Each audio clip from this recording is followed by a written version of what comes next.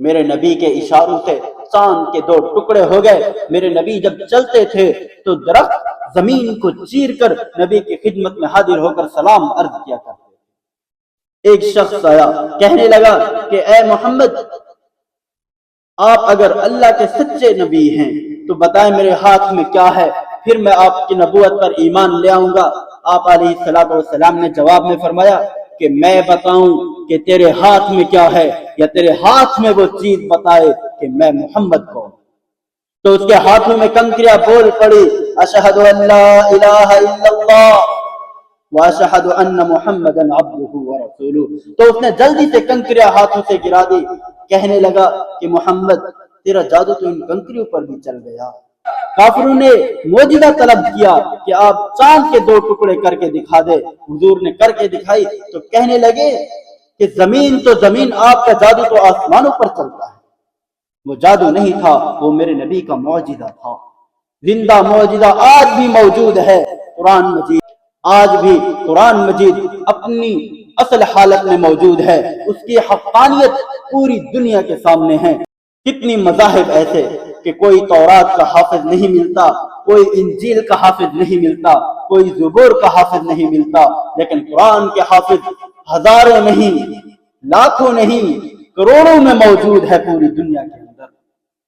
ایک عیسائی اور یہودی نے کہا کہ ہم اس قرآن کے اندر تبدیلی کرتے ہیں، تو ان کا اپنا پرنٹنگ پریس تھا، تو انہوں نے قرآن مجید کی جو آیتیں تھی ان کو غلط ترتیب سے جلد بندی کر دی، اور بعض قرآن مجید ایسے لیے کہ ان میں تورات و انجیل کی عبارتیں ملا دی، اور ان کی پرنٹنگ کر کے، ان کی جلد بندی کر کے، پورے طور پر صحیح درست کر کے ایک کتب خانے پر گئے کہ ہم نے قرآن مجید کو نیا نیا پرنٹ کیا ہے، تو کیا آپ یہ لیں گے؟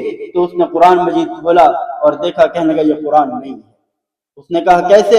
اس نے کہا یہ قرآن کے اندر عبارت ہی نہیں ہے، یہ تو کوئی اور عبارت لگی ہوئی ہے، کسی سے کوئی غلطی ہو گئی ہے یا کسی نے جان بوجھ کر کی ہے۔ وہ کہتا ہے یہودی، میں بہت سارے کتب خانوں پر گیا، جہاں بھی جاتا وہ مجھے دھکے دے کر نکال دیتے تھے، کہتے یہ تو قرآن لے کر نہیں آیا، یا کسی نے غلطی کی ہے یا کسی نے سازش کی ہے، ہم یہ نہیں رکھتے اپنے پاس۔ اور وہ کہتا ہے پھر میں نے تورات و انجیل اور زبور کی مختلف کاپیاں کی، انہی میں رد و بدل کی، جہاں بھی جاتا ان کو بیچنے کے لیے عیسائی کتب خانے پر، یہودیت کے کتب خانے پر، تو وہ جب اپنی اس کتاب کو دیکھتے، حالانکہ انہوں نے دیکھا ہے کہ اس میں تبدیلی ہے، پھر بھی انہوں نے مجھے گلے سے لگایا اور مجھے انعام و اکرام سے نوازا۔ تو کہنے لگے بھئی آپ اس طرح کے اور سارے بھی ایڈیشن چھاپتے ہمیں، اس تورات و انجیل کے اور زیادہ نسخے لا کر دے ہمیں، ہم آپ کو دگنا معاوضہ دیں گے۔